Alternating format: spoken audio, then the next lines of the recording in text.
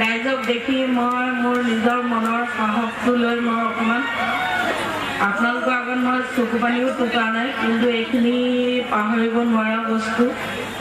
মোৰ যিজন পিছৰ ভাইটি ঢুকাই গ'ল, বৰ দুখৰ বিষয়। তাৰ মাজতে মই আপোনালোকৰ এটাই অনুৰোধ কৰোঁ, আপোনালোকৰ 3 দিনীয়া কাৰ্যসূচী বৰ ধুনীয়াকৈ 2 দিন পাৰ হৈ গ'ল, মই গম পাওঁ। আজি যাতে কোনো জেং জোং নোহোৱাকৈ আপোনালোকৰ কাৰ্যসূচীখন পাৰ হৈ যাওক, মই সেইখিনি অনুৰোধ কৰিছোঁ আপোনালোকক কমিটিক লৈ। আমি এই মুহূৰ্তত এটি ব্যতিক্ৰম অনুষ্ঠান আগবঢ়াব বিচাৰিছোঁ। সৰু সিদিনা অকালতে আমাৰ মাজৰ পৰা অসমৰ এজন নৱপ্ৰজন্মৰ কণ্ঠশিল্পী হেৰাই গ'ল, লগতে আৰু 2জন বাদ্যযন্ত্ৰী শিল্পী হেৰাই গ'ল। আমি তেওঁলোকৰ সোঁৱৰণিত এগছি বন্ধুজনৰ সোঁৱৰণত বন্তি প্ৰদান কৰিবলৈ আমি আগবাঢ়িছোঁ।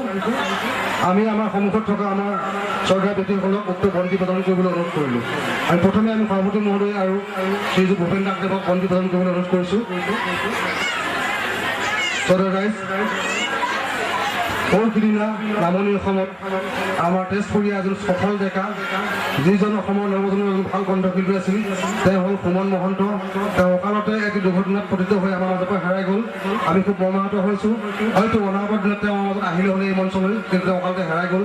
আমি এই মঞ্চৰ জৰিয়তে শোক প্ৰকাশ কৰিছোঁ, লগতে তেওঁলোকৰ সুমন মহন্তৰ তেওঁলোকৰ সহযোগী শিল্পীসকলৰ প্ৰতি শ্ৰদ্ধাঞ্জলি জনাই বন্তি প্ৰদান কৰিব বিচাৰিছোঁ।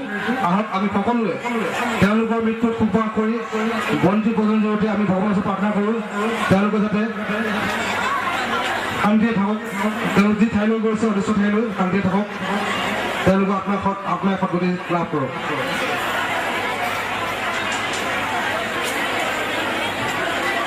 আমি আমাৰ জ্যেষ্ঠ মেচুৰ দাসদেৱক আমন্ত্ৰণ জনাইছোঁ বন্তি প্ৰদান কৰিবলৈ।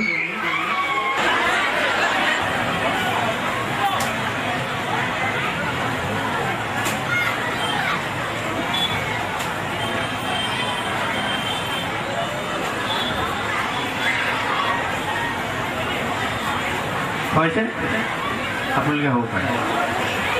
ইয়াৰ পাছতে আমি মৰিচা গাঁৱৰ হেমকো আমাৰ গাঁৱৰ সকলো ৰাইজে যিকোনো কাগজ লিখিবৰ কাৰণে যোনজন ব্যক্তিৰ ওচৰলৈ যায়, সেই ব্যক্তিজনে হ'ল আমাৰ সন্মানীয় শ্ৰীযুত কল্পনা দাস। আমি সৃষ্টিমূলক নৃত্য প্ৰতিযোগিতাত প্ৰথম স্থান অধিকাৰ কৰা শ্ৰীমতী উৰ্বশী বৰুৱা। উৰ্বশী বৰুৱাক আমি বঁটা প্ৰদান কৰিবলৈ অনুৰোধ কৰিছোঁ।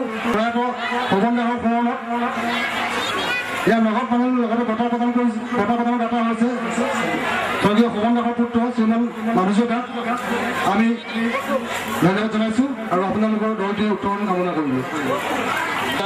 শ্ৰীমান প্ৰীতম দাস আৰু শ্ৰীমান প্ৰদীপ দাস, আমি এখেতক 3জনকে দুলীয়াজানৰ পৰা নিমন্ত্ৰণ কৰি আনিছোঁ এটি কবিতা আবৃত্তি কৰাৰ বাবে। ৰঙালী বিহুৰ সন্মিলন